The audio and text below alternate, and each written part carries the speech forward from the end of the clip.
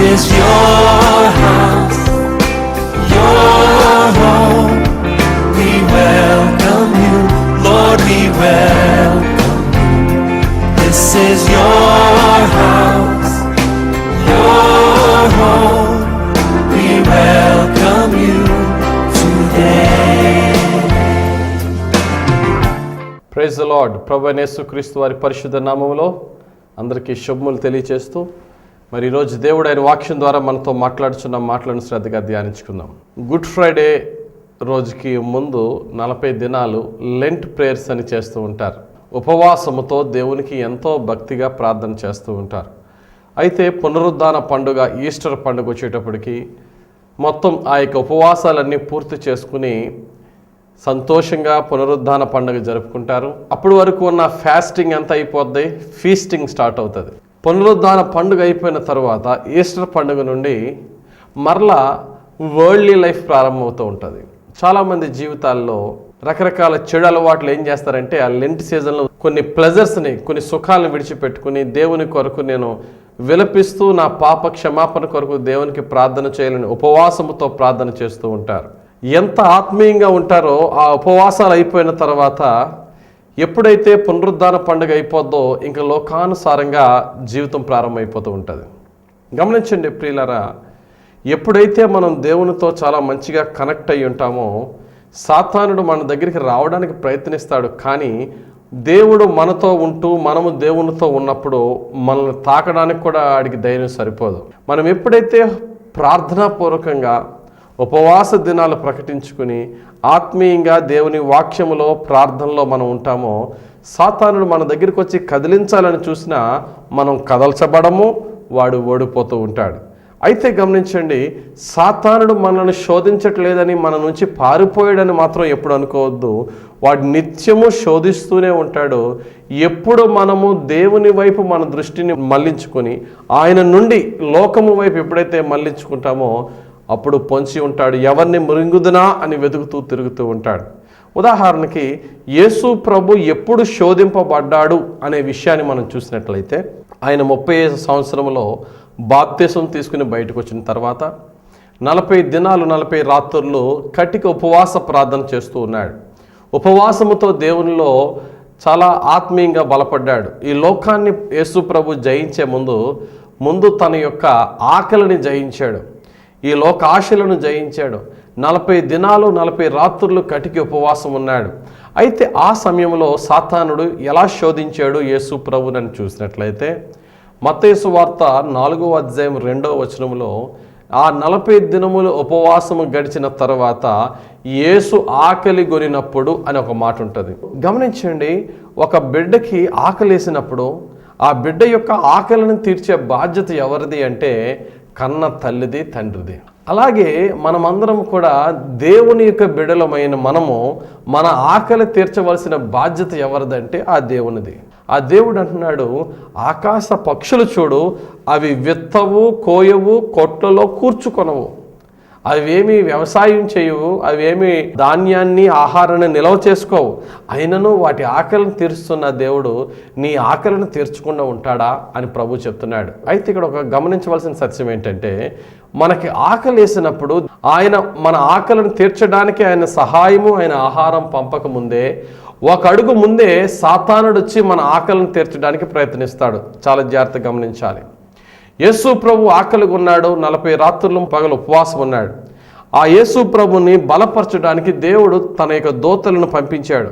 అయితే ఆ దూతలు రాకముందే సాతానుడు యేసు ప్రభు దగ్గరికి వచ్చి అంటున్నాడు, నీవు దేవుని కుమారుడు అయితే ఈ రాళ్లను రొట్టెలుగా మార్చుకుని తినొచ్చు కదా, పైనుంచి దూకేచ్చు కదా.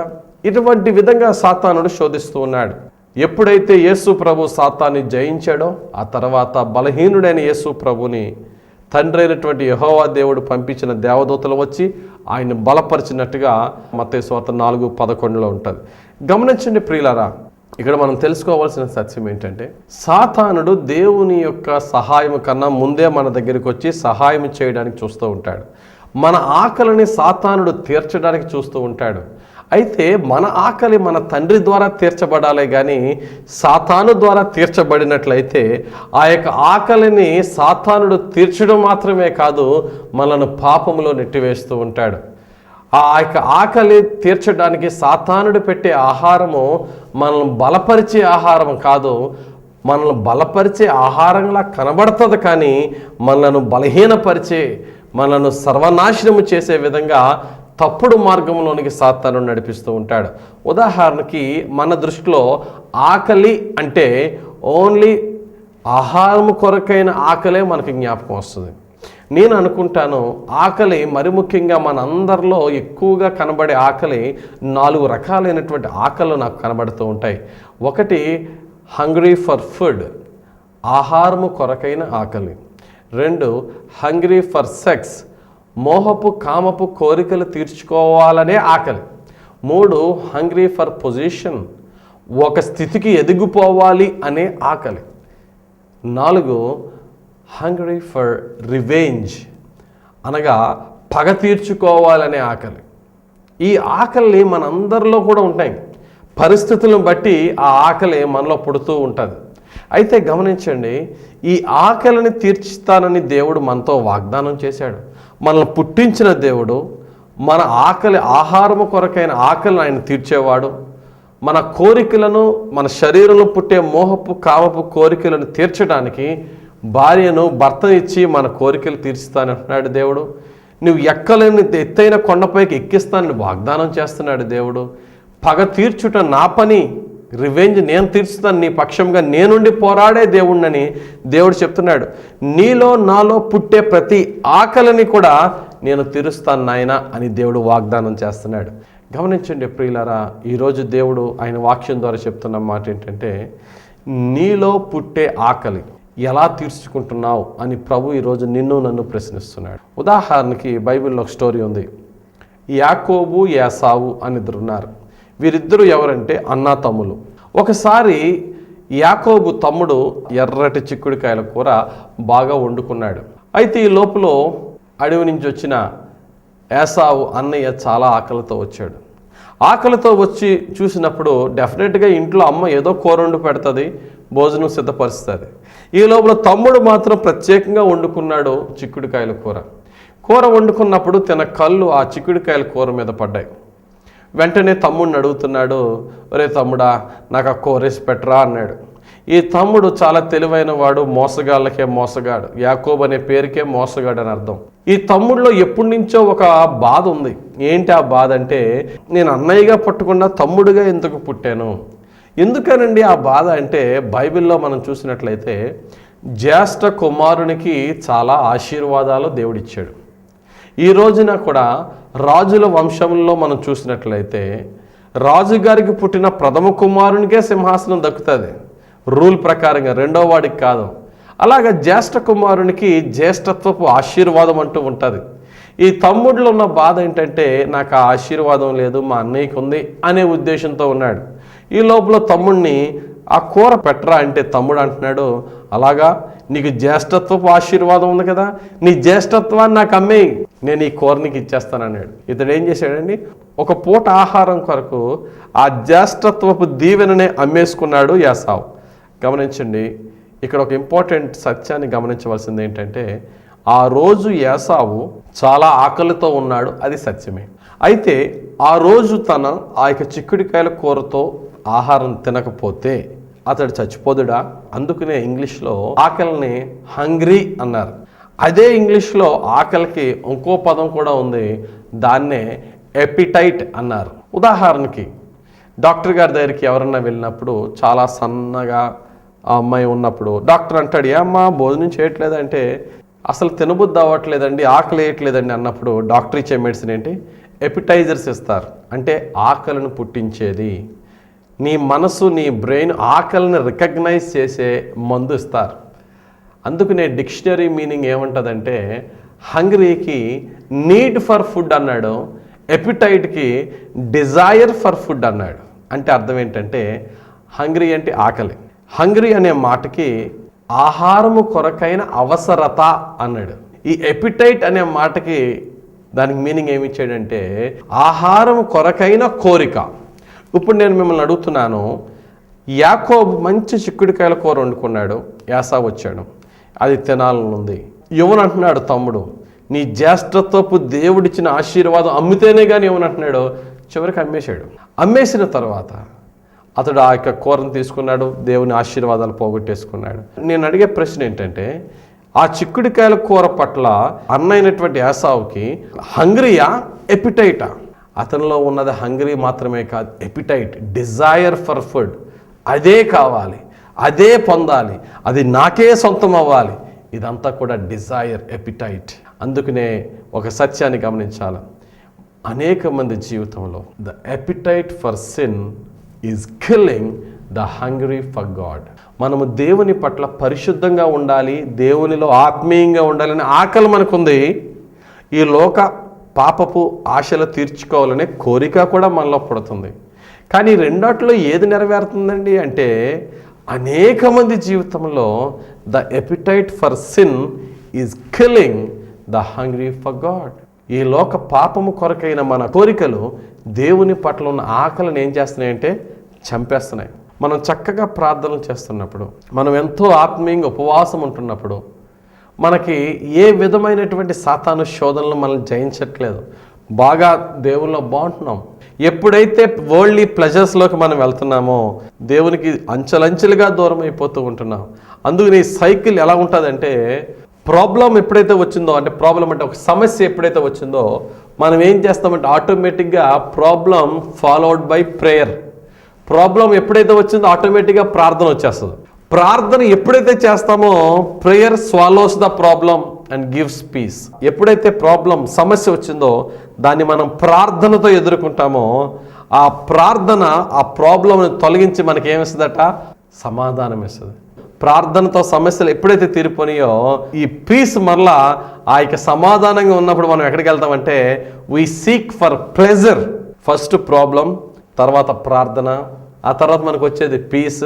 ఎప్పుడైతే పీస్ వచ్చిందో మనం ఈ లోకంలో ప్లెజర్స్ని వెతుక్కుంటాం, ఈ లోక సుఖాలను వెతుక్కుంటాం. ఈ లోక సుఖాలను వెతుక్కుంటూ ఈ లోక ప్లెజర్స్లో మనం ఎప్పుడైతే ఉంటామో ఆటోమేటిక్గా మనలోకి వచ్చేది ప్రైడ్.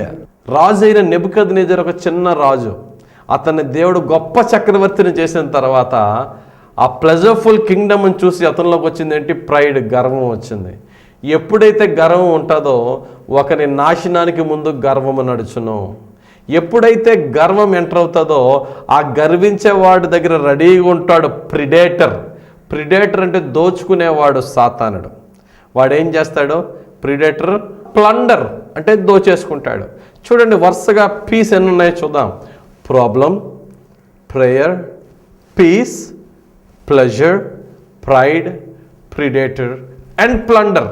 ఏమైతే పీస్ ఉందో, ఏమైతే ఆశీర్వాదం ఉందో, మనం ఎప్పుడైతే గర్వించేమో సాతానుడు దోచుకున్న తర్వాత మరలా సైకిల్ ప్రారంభమవుద్ది, మరలా ప్రాబ్లంతో స్టార్ట్ అవుతుంది.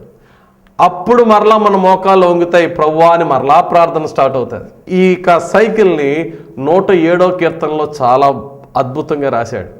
వారు కష్టకాలం మందు దేవునికి మొరపెట్టగా, ముందు కష్టాలు, తర్వాత దేవునికి మొరపెట్టగా దేవుడు వారిని అందులోంచి బయటికి తీయడం. ఎప్పుడైతే బయటికి తీసి సుఖపరిచాడో మరలా వారు దేవుడిని మర్చిపోవడం, మరలా దేవుడు వారిని శత్రువులకు అప్పగించడం, శత్రువులు మరలా ఇశ్రాయేలుని దోచుకోవడం, మరలా దిక్కులేని వారి స్థితిగా ఉండడం, మరలా దేవుని వేడుకోవడం. ఈ సైకిల్ ఇలా జరుగుతూనే ఉంటుంది. మన జీవితంలో ప్రియులరా, ఎప్పుడైతే ప్రాబ్లం వచ్చినప్పుడు ప్రేయర్ చేస్తామో, ప్రేయర్ అలా మనకి ఎప్పుడు పీస్ వచ్చిందో వెంటనే ప్లెజర్స్ని వెతుక్కోవడం కాకుండా ఆ యొక్క పీస్లో we should give the praise to the Lord. దేవునికి స్తుతి చెల్లించి దేవుని పట్ల కృతజ్ఞత కలిగి ఉండాలి. మన నలుదిశలా సమాధానం ఉన్నప్పుడు, ప్రాబ్లమ్స్ ఏమీ లేనప్పుడు మన యొక్క ఆకలల్లా పోయి ఎపిటైట్ ప్రారంభమవుతుంది. చూడండి, ఒక్కొక్కసారి ఆకలి వేసింది అనుకోండి, మంచిగా ఆహారం కొరకు ఎదురు చూస్తూ ఉంటాం. ఏదైనా కొంచెం ఆహారం దొరికినా, చివరికి రుచికరంగా చక్కటి చల్లటి మంచినీళ్ళు దొరికినా ఆకలి దప్పిక వేసినప్పుడు అమ్మయ్య అంటాం. ఒకసారి ఏంటంటే ఆకలి ఉండదు కానీ ఎపిటైట్ ఉంటుంది. అది ఎలాగంటే ఆకలి వేయట్లేదు కానీ ఏదో తినాలని ఉందండి అంటాం. అది చాలా డేంజర్. అదే మనల్ని పాపంలో పడేస్తుంది. గమనించండి, ఇందాక నేను చెప్పాను ఆకలిలో 4 రకాలైనటువంటి ఆకలిలో మనల్ని బహుగా కృంగదీస్తాయని. మొట్టమొదటి ఆకలి the appetite for food. It is not only the hungry for food. యాకోబు యాసావు జీవితంలో యాకోబుకి మంచి చిక్కుడుకాయల కూరతో ఉండే ఆహారం ఉన్నప్పటికీ యాసావు ఆకలితో ఉన్నప్పుడు ఆ కూర కొరకు ఏం చేసేటట, తన జ్యేష్ఠత్వాన్ని. అందుకనే బైబిల్లో హెబ్రీల్కి రాసిన పత్రిక 12వ అధ్యాయము 16వ వచనంలో, ఒక పూట కూటి కొరకు తన జ్యేష్ఠత్వపు హక్కును అమ్మివేసిన యాసావు వంటి భ్రష్టుడైనను వ్యభిచారి అయినను ఉండునేమో అనియు జాగ్రత్తగా చూచుకొనుడి. ఏసావు ఆ తరువాత ఆశీర్వాదము పొందగోరి కన్నీళ్లు విడుచుచు దానికోసరము శ్రద్ధతో వెతికినను మారు మనసు పొంద అవకాశము దొరకక విసర్జింపబడినని మీరు ఎరుగుదురు. గమనించండి, మనం చదివిన వాక్యంలో ఒక పూట కూటి కొరకు తన జ్యేష్ఠత్వాన్ని అమ్మేసుకున్న యాసావు ఎంతో కన్నీరు కార్చాడు. తర్వాత ఎంత కన్నీరు కార్చిన యాసావు మరలా ఆ యొక్క ఆశీర్వాదాన్ని పొందుకోలేకపోయాడు. నీ జీవితంలో, నా జీవితంలో నీ యొక్క హంగ్రీని ఎపిటైట్ డామినేట్ చేస్తుందా జాగ్రత్తగా చూసుకో. హంగ్రీ ఫర్ ఫుడ్ చెప్పాను. రెండవది హంగ్రీ ఫర్ సెక్స్.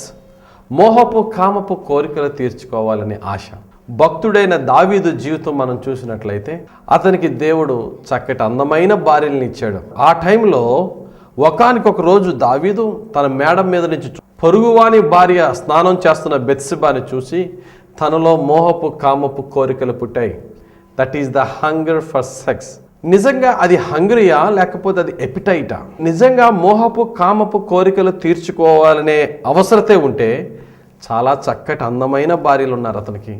వెళ్ళి తన భార్యలతో ఆ యొక్క కోరికను తీర్చుకోవచ్చు. అయితే తన కోరిక ఏంటంటే, నా కోరికలు తీర్చుకున్నట్టు నా భార్యతో కాదు, ఎదటివాని భార్యను చూసి మోహించి ఆమె ద్వారా నా కోరికలు తీర్చుకోవాలి. వెళ్ళి పాపం చేసేసాడు, వ్యభిచారం చేశాడు, దేవుని శిక్షకు బలయ్యాడు. అందుకనే దేవుడు అంటాడు, ఒకవేళ నీకే ఇంకనూ నీకు భార్యలు కావాలంటే ఇంకా భార్యలు ఇద్దును కదా, ఎందుకు ఈ పాపం చేసావు అని సమూయేలు 2వ గ్రంథం 12:8లో చాలా స్పష్టంగా దేవుడు దావీదును తిడుతూ ఉన్నాడు. ఇక్కడ దావీదులో ఉన్న కోరిక అది ఒక ఎపిటైటే కానీ అది ఆకలి కాదు. నీ జీవితంలో, నా జీవితంలో చాలా ఒక సత్యాన్ని గమనించాలి. మనలో ఒక కోరిక పుట్టినప్పుడు ఆ కోరికను తీర్చే మన తండ్రి ఖచ్చితంగా ఏమైతే నాది అనే నా యొక్క భార్య అవ్వచ్చు, నా యొక్క ఆహారం అవ్వచ్చు, నా యొక్క ఉద్యోగం అవ్వచ్చు, ఏది నాదో దానితోనే నన్ను తృప్తిపరుస్తాడో, నాది కాని దానితో నన్ను తృప్తిపరిచేవాడు దేవుడు కాదు, సాతానుడు అనే సత్యాన్ని ఇక్కడ గమనించాలి. మనకి ఆకలేసినప్పుడు ఆ ఆకలిని తీర్చేవాడు దేవుడు.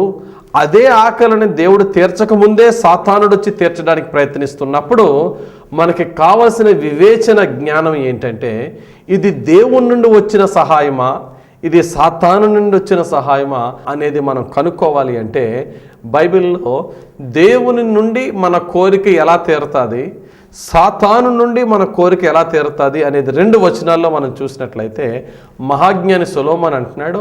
సామెతల గ్రంథం 5వ అధ్యాయం 15వ వచనంలో ఈ మాట ఈ విధంగా రాయబడి ఉంది, నీ సొంత కుండలోని నీళ్లు పానము చేయుము, నీ సొంత బావిలో ఉబుకు జలము త్రాగుము. అంటే అర్థం ఏంటి? నీకు మోహపు కామపు కోరికలు అనే దప్పిక అనే ఆకలి నీలో పుడితే నీ సొంత కుండలో నీళ్ళతో నువ్వు తృప్తి పొందు. ఏంటి నీ సొంత కుండ? నీ భార్య. నీ భార్య ద్వారా నువ్వు తృప్తి పొందాలి తప్ప, నీ సొంత కుండ అంటే నీ భార్య, నీ ఏటీఎం కార్డు, నీ వాహనం, నీ ఉద్యోగము, నీ చేతి పని, ఇవన్నీ నీ సొంత కుండ. అందులో ఉన్న వాటితో నువ్వు తృప్తి చెందు. అంతేకాని పొరుగువాని యొక్క కుండలో నీళ్లు త్రాగడానికి ఎన్నడూ ప్రయత్నించొద్దు. నీకు ఎంత దప్పికొన్నా, ఎంత ఆకలి ఉన్నని వాక్యం ద్వారా మనం తెలుసుకుంటున్నాం. కాబట్టి మన సొంత కుండలో నీళ్ళతోనే మనల్ని తృప్తిపరిచేది మన దేవుడు.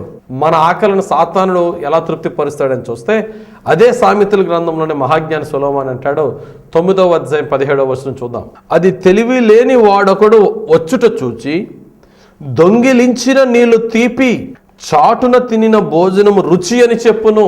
ఈ మాట ఎవరెవరితో మాట్లాడుతున్నారంటే ఒక వ్యభిచారి తెలివి లేని యవనస్తులను పిలిచి మాట్లాడుతున్న మాట. అరే, దొంగిలించిన నీళ్లు కూడా టేస్ట్ ఉంటాయి, చాటున తినిన భోజనం ఇంకా రుచిగా ఉంటుందని ఒక వ్యభిచారి చెప్తుంది ఒక యవనస్తునితో. దేవుడు అంటున్నాడు, నీ సొంత కుండలో నీళ్లు త్రాగి తృప్తి చెందవయ్యా అంటున్నాడు. సాతానుడు అంటున్నాడు, నీ సొంత కొండలో ఏం తాగుతావురా, దొంగిలించిన నీళ్లు త్రాగరా, అది భలే టేస్ట్ ఉంటుంది అంటున్నాడు. మనలో కోరికలు పుడతాయి, మనలో ఆకలి పుడుతుంది. ఆ ఆకలిని తీర్చడానికి బాధ్యత కలిగిన వాడు, ఆ యొక్క వాగ్దానం చేసిన వాడు మన తండ్రి మన ఆకలిని తీర్చడానికి సిద్ధంగా ఉన్నాడు. ఆ ఆకలి ఆయన తీర్చక ముందే సాతానుడు దొంగిలించిన నీళ్లతో నిన్ను నన్ను తృప్తిపరచడానికి ట్రై చేస్తున్నాడు. మనం ఒకసారి దేవుణ్ణి అడుగుదాం, ప్రభువా నా ఆకలి నా యొక్క కోరికలను చంపాల తప్ప నా కోరికలు నా ఆకలిని చంపకూడదు. మనమందరం కూడా దేవుని పట్ల ఆకలి కలిగి ఉన్నాం, కానీ లోకాశల పట్ల కోరికలు కలిగి ఉన్నాం. మన యొక్క లైఫ్ సక్సెస్ఫుల్గా దేవునిలో ఎదగాలి అంటే ఈ లోకాశలను లోక కోరికలను దేవుని పట్ల ఉన్న ఆకలితో చంపగలగాలి, రివర్స్ అవ్వాలి. చాలామంది జీవితంలో కోరికలే ఆకలిని చంపేస్తున్నాయి, కానీ దేవునిలో ఎదిగిన వారి జీవితాల్లో ఆకలి కోరికలను చంపేయాలి. ప్రభు ఏమంటున్నారంటే, నీ కోరికను తీర్చుకోవడానికి డబ్బులు ఖర్చు పెడుతున్నావు, నీవు బ్రతకడానికి కావలసిన ఆకలిని తీర్చుకోవడానికి డబ్బు ఖర్చు పెట్టట్లేదు. ఎంతోమంది త్రాగుబోతుల జీవితం మనం చూసినట్లయితే ఆహారానికి డబ్బులు ఉండవు, కానీ సాయంకాలం మందుకు మాత్రం డబ్బులు వచ్చేస్తాయి. అటువంటి వారి గురించి బైబిల్ ఏం చెప్తుందో చూద్దాం. దేవుడు స్వయంగా మాట్లాడుతున్నాడు. యెషయా గ్రంథం 55వ అధ్యాయము 1-3 వచనాల్లో చెప్తున్నాడు ప్రభు, దప్పిగొనిన వారులారా నీళ్ల యొద్దకు రండి, రోకలు లేని వారులారా మీరు వచ్చి కొని భోజనము చేయుడి. రండి, రోకలు లేకపోయినను ఏమియు ఇయకయే ద్రాక్షరసమును పాలను కొనుడి. ఇక్కడ వాక్యం ఏం చెప్తుందంటే, రోకలు లేని వారులారా, డబ్బులు లేని వారులారా అయినను మీరు వచ్చి కొనండి అంటున్నాడు. ఇదేంటండి, డబ్బులు లేని వారులారా వచ్చి కొనండి అంటే డబ్బులు లేకపోతే ఎలా కొంటాం? ప్రభు చెప్తున్నాడు, నేను మీకు జీవాహారం ఇచ్చే నన్ను మీరు ఎందుకయ్యా విడిచిపెడుతున్నారు? రోకలు లేకపోయినను నా యొద్దకు రండి, మిమ్మల్ని బ్రతికించే ఆహారాన్ని ఇస్తా, మిమ్మల్ని పరలోకానికి నడిపించే ఆహారాన్ని ఇస్తా, నీవు నీ కుటుంబము సుఖ సంతోషాలతో సమాధానంగా ఉండే ఆహారాన్ని ఇస్తా. కానీ నీ డబ్బంతా ఎవరు ఖర్చు పెడుతున్నావు తెలుసా? 55వ అధ్యాయం యెషయా గ్రంథం 2వ వచనం, ఆహారము కాని దాని కొరకు మీరేల రోకలు ఇచ్చెదరు, సంతుష్టి కలుగజేయని దాని కొరకు మీ కష్టార్జితమును ఎందుకు వ్యయపరిచెదరు? నా మాట జాగ్రత్తగా ఆలకించి మంచి పదార్థము భుజించుడి, మీ ప్రాణము సారమైన దాని యందు సుఖింపనీయుడి. నీ లివర్ని పాడు చేసి, నీ లంగ్స్ని పాడు చేసి, నీ కుటుంబాన్ని సర్వనాశనం చేసేదానికే నువ్వు డబ్బు ఖర్చు పెడుతున్నావు. కానీ నా యొద్దకు వచ్చినట్లయితే నీకు జీవాహారం పెడతా, నీ హృదయాన్ని మార్చుతా, నా యొద్దకు రా అంటున్నాడు దేవుడు. అదే దేవుడు బాధపడుతూ అంటున్నాడు ఇర్మియా గ్రంథం 2వ అధ్యాయం 13వ వచనం, నా జనులు 2 నేరములు చేసి ఉన్నారు, జీవ జలముల ఓటనైన నన్ను విడిచి ఉన్నారు, తమ కొరకు తొట్లను అనగా బద్దలై నీళ్లు నిలవని తొట్లను తొలిపించుకొని ఉన్నారు. జీవ జల నదినైన నన్ను విడిచిపెట్టి బురద నీళ్లు ఉన్న ఆ గుంటలను తవ్వుకుని దాంతో మీరు తృప్తి చెందుకోవడానికి ప్రయత్నిస్తున్నారు. మీరు ఆ విచక్షణ ఎలా కోల్పోయారయ్యా అని దేవుడు అడుగుతున్నాడు ఈ రోజున. నీది నిజమైన ఆకలి అయితే నా యొద్దకు రా, నేను నిన్ను తృప్తిపరుస్తా. ఈ లోకాశలతో నిండిపోయిన ఆకలి అయితే అది ఎపిటైట్గా మారి నీ జీవితంలో నిజమైన ఆకలిని చంపేస్తుంటే ఈ రోజున నీవు దేవుణ్ణి అడగవలసిన ప్రార్థన ఏంటంటే, ప్రభువా నా ఆకలిని తీర్చు, నా ఎపిటైట్ని డైవర్ట్ చేయి. ఏదైతే నేను పొందుకోవాలి అదే నేను సంపాదించాలనేది తప్పుడు కోరిక.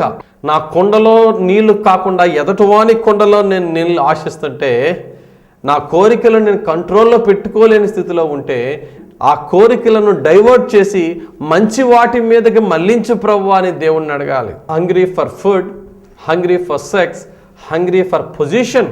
ఆదాము అవ్వలు వాళ్ళ ఆకలిని తీర్చడానికి బ్రహ్మాండమైన పళ్ళు పలహారాలు అక్కడ ఉన్నాయి ఏదైనా వనంలో. కానీ తినొద్దన్న పండుని తినడానికి కారణము ఆకలేసి కాదు, ఎపిటైట్ ఫర్ పొజిషన్. ఆకలి కాదు వాళ్ళది, ఎపిటైట్, డిజైర్. ఏంటి డిజైర్? సాతానుగాడు ఏమన్నాడు? నీవు దానిని తినచో అవధూతలుగా మారిపోతారు, ఇదేంటి ఈ లైఫ్ కాదు అనేటప్పటికీ అవ్వలో లేనిపోయిన కోరికలు. చూసారా, ఈరోజు నీ జీవితంలో నా జీవితంలో దేవుడు ఇచ్చిన దాంతో మనం తృప్తి చెందకుండా మన కన్నులు నెత్తికెక్కుతున్నప్పుడు భక్తుడైన దావీదు పలికిన మాటలు మనం జ్ఞాపకం చేసుకోవాలి. దేవా నా కన్నులు మీదు చూచినవి కావు, నాకు అందని దాని యందు నేను మనసు నిలుపుకునేవాడిని కాదంటాడు భక్తుడైన దావీదు. మన యొక్క జీవితంలో మన స్థితి ఏంటి, మన యొక్క స్టేటస్ ఏంటి, మన సంపాదన ఏంటి, మన పరిస్థితి ఏంటి, దానితో తృప్తి చెందకుండా లేనిపోయిన పొజిషన్ కొరకు ఎదురు చూస్తూ ఉంటాం. తగిన సమయంలో దేవుడు మనల్ని హెచ్చిస్తాడు. మన యొక్క హార్డ్ వర్క్ని బట్టి, నీతిని బట్టి దేవుడు మనం ఊహించిన దానికన్నా గొప్పదే ఇస్తాడు. ఈ లోపులోనే దురాశ. అలాగే దావీదు సౌలు జీవితం మనం చూస్తే హంగ్రీ ఫర్ రివెంజ్. దావీదు సౌలు ప్రాణానికి తన ప్రాణం అడ్డు పెట్టి గొలియాతుని నుంచి రక్షించి అన్నీ చేస్తే ఏ తప్పు చేయని దావీదును చంపడానికి వచ్చాడు చూసావా సౌలు. అది ఆకలి కాదు, కోరిక, అపవిత్రమైన కోరిక. దేవుడు దాన్ని అంగీకరించాడా?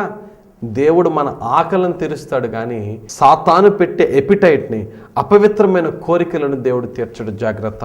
ఈరోజు దేవుడిని అడుగుదాం, ప్రభువా నన్ను శోధిస్తున్న ఈ యవన కోరికలలో నుండి నన్ను రక్షించు. ఈ కోరికలకు మించి నీ పట్ల ఆకలిని నాలో పుట్టించు. నీ ప్రార్థన పట్ల, నీ వాక్యం పట్ల, నీ సువార్త పట్ల, నీ పని పట్ల, కుటుంబంతో ప్రేమతో గడిపే ఈ సమయంకే వీటికే నా టైం ఇవ్వాలి తప్ప అపవిత్రమైన దానిని, నా కొండ కాని దానిని, నా వశములో లేని దానిని నేను ఆశించకుండా నన్ను రక్షించు ప్రభు. తిమోతికి రాసిన 2వ పత్రిక 2వ అధ్యాయం 22వ వచనంలో పౌలు గారు ఏమన్నారు చదువుదాం అన్నమాట.